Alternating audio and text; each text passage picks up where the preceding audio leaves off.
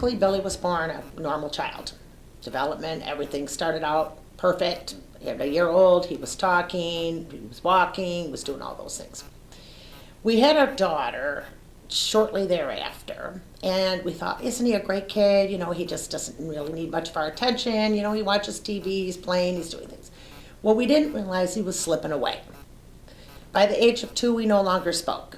He acted as though he didn't hear us. He was fixated on things. He played with toys in an unusual manner. And so, you know, we sought some different pediatricians about this. And they all said, oh, boys talk later. It's okay. It's good. It's great. By the time he was 2.5, almost 3, he still wasn't talking. We were up north visiting my in-laws, and we took him to a hospital in Petoskey, up there for an examination and to see once. And at that time, the doctor said to me, he goes, well, physically he's good. He said, but I think this is more of a mental diagnosis. And so he finally set us up with some people that we could see. We went to see a psychiatrist in Grand Rapids, and sure enough, we found out he was autistic. We were devastated. Even though I thought it was autism, I had taken an internship at a school for autism, so I kind of was aware of the symptoms. I just didn't want to hear the words. Devastated, cried for months, had no idea where to go, didn't know anybody with a kid with autism, knew no information whatsoever about it, didn't even know how to get started, didn't know what to look for. Nobody I knew, I mean, at that time autism was 1 out of 10,000. Bless you.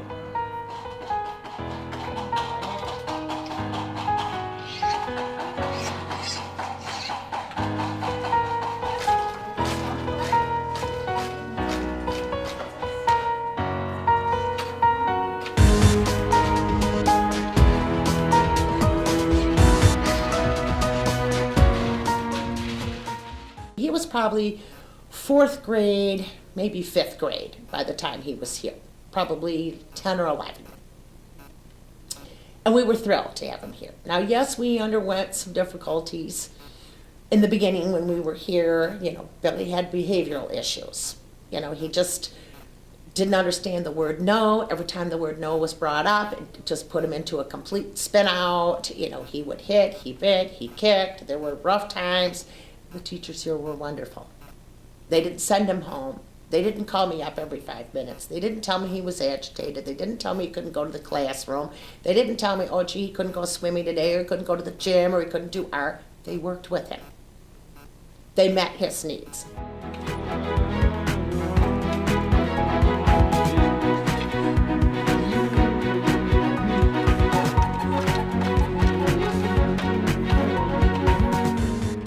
And every year it got better and better.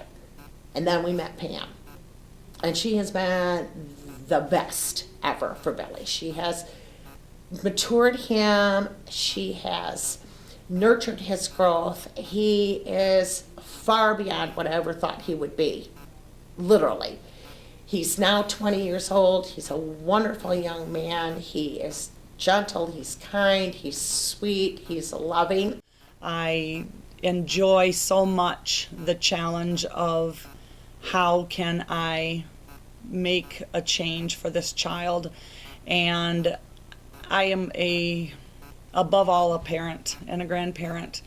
I have 2 children, I have 3 beautiful grandchildren, and I look at what they have in their lives. They're all developing normally, as you might say, and then I come to school and I think about the parents of my students, and I want to work so closely with them and help their children be able to develop as fully as they possibly can, because that's these parents' dream is, I want my child to be able to communicate, to be able to function, to be able to be in the community, to be able to do whatever they can to the best of their ability, just like me with my children. And I feel a burden that their lives are hard because of what they deal with their children. They love them just like I love my children, but yet their lives are tied in many ways to the disorders that they deal with, to the disability. And we try to focus on what are their abilities, and we try to help the parents focus on that. You know, yes, they have disabilities, but what can they do? Very nice, Billy. Think you can fit that one through yet?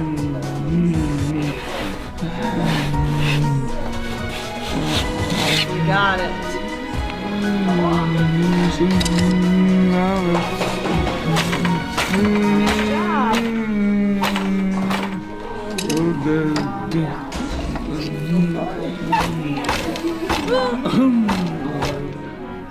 You did it. All done. It's beautiful. It is. Same thing with these kids. What are their interests and abilities? Are they limited? Yes. They may not have the range of choices that a typically developing child would have, but they still have choices. And if we can help them find their interests, their skills, and maximize them. And so once they're done here, it could be that they have a hobby for at home. They might create jewelry. They could sell those online and have a little micro business. They could weave, like Billy. He's got a loom at home. We're getting that rolling. He's going to be able to have a micro business at home, online business with his rugs. And they're beautiful creations. And when you look at Billy, you get to know Billy, and he's not able to communicate well, or his autism can be quite evident sometimes, just in his inability to interact with others, but he can do this wonderful thing. And so it's all about how can we as a staff here work together to figure out what can these kids do, what can they take into the future, so that when they're 26 and they have to leave here, they have hobbies and abilities and skills that they can literally use to have a more enriched life. Where do I see Billy going? I really don't know. We're at the same point any parent is. He's 20, and yes, I think Billy could probably flourish in a group home, some type of a place, but I feel in my heart it's kind of like, okay, I take him there one day and go, goodbye. So how is he going to feel? He's only known me. He's only known his dad. He's only known his brothers and sisters, my parents. What is he going to think? Bye. It's kind of like, I feel like it's taking your parent to the nursing home and never coming back. So it's like, how is he going to deal with that? Sure, I'm sure Billy probably would. In a few days, in a week or so, he'd get right into the routine. It's just like going to see him, though, and then saying goodbye every day would be a struggle. But it is something that we have to pursue and we have to look at, and we realize as adults, Billy needs an adult life too. And we're not going to be here all the time for him. So that will be an avenue I'll be looking at. It's just bringing my mindset to get there. I'm just not quite there yet, but I'm exploring it. Cut. Right here. Yep, cut.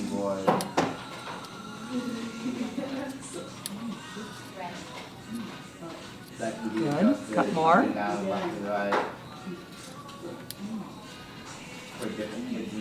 Cut more.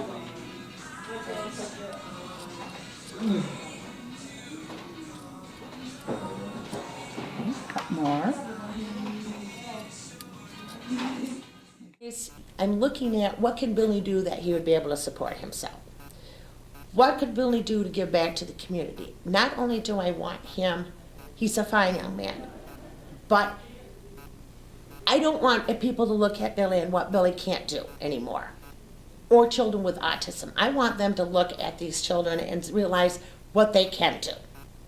It's always about, we're looking at 1 out of 88 children in the United States today with autism. It's huge. The cost to bear autism is huge. The cost for all these therapies are huge. And it's continuing. Why, we don't know. But people look at this as, oh, wow, how burdening. Every parent who gets it, we're devastated. It's burdening. You figure out your life is over. You're stuck with this for the rest of your life. How are you ever going to rear this child? What are you going to do? People get divorced. Marriages don't handle this. The kids that you have that are other than this can't handle it. There's so much to this. What I want is to change that attitude. And I'm hoping Billy could maybe be the start of that through his weaving. I want him to say, you know what, we can do.